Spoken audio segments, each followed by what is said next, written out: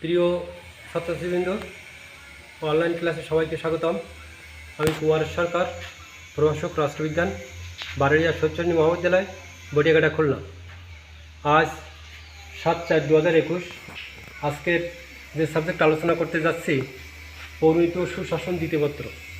আজকের আলোচ্য বিষয় জিন্নাহ দ্বিজাতি তত্ত্ব।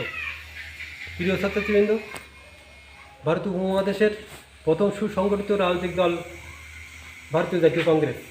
এটা প্রতিষ্ঠিত হয় 1885 সালে। 1885 সালে প্রতিষ্ঠা হওয়ার পরে ভারতীয় জাতীয় কংগ্রেসের অধীনে ব্রিটিশদের কাছ থেকে বিভিন্ন দাবি দেওয়া আদায়ের একমাত্র প্ল্যাটফর্ম হিসেবে কংগ্রেসই দাবি দেওয়া আদায়ের পথকে সুগম করে। কিন্তু কালক্রমে দেখা যায় যে ভারতীয় জাতীয় কংগ্রেস শুধুমাত্র হিন্দুদের প্রতিষ্ঠান হিসেবে পরিগণিত হয়। মুসলমানরা তাদের দাবি দেওয়া, তাদের অধিকার থেকে বঞ্চিত হয়।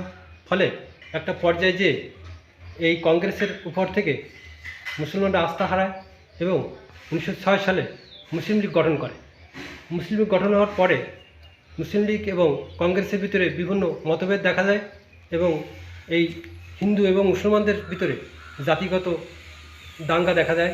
বিভিন্ন ক্ষেত্রে বিভিন্ন দুর্ঝামেলা দেখা যায়। সেক্ষেত্রে তারা তাদের যে নিজ নিজ অবস্থার থেকে তারা ইংরেজদের কাছ থেকে তাদের অধিকার আদায়ের জন্য সচেষ্ট হয়।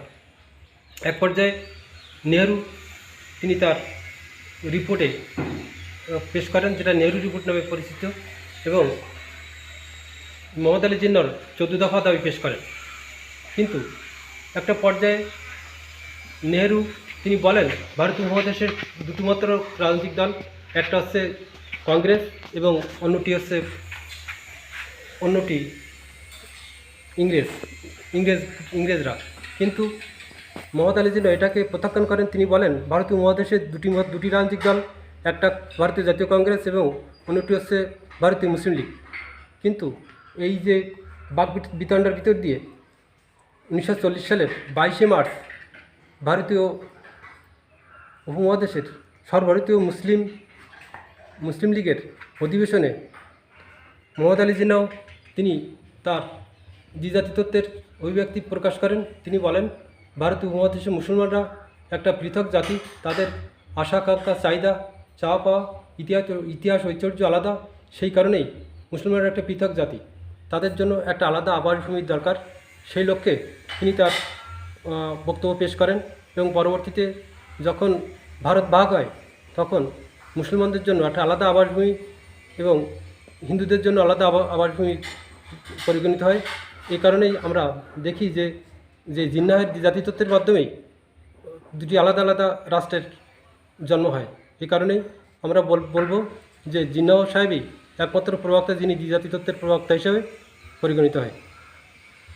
প্রিয় ছাত্রছাত্রীবৃন্দ, সবাইকে অনলাইন ক্লাসে স্বাগতম। সবাই ভালো থাকবে, সুস্থ থাকবে এবং বাড়িতে এই কোভিড-19 ভিতরে, এই লকডাউনের ভিতরে বাড়িতে পড়ালেখা করবে এবং সুস্থ থাকবে, এই আশাবাদ ব্যক্ত করে আজকের এই ক্লাস এখানেই পরিসমাপ্ত করছি। সবাইকে ধন্যবাদ।